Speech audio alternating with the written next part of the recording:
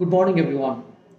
ইউকেতে বাংলাদেশ থেকে maximum student পড়তে যায়, তার অন্যতম কারণ হচ্ছে ইউকের ভিসা কিন্তু রিজেক্ট হয় না। ওকে, সাধারণত রিজেক্ট হয় না, ম্যাক্সিমাম মোটামুটি 98% ভিসায় আপনার হয়ে থাকে।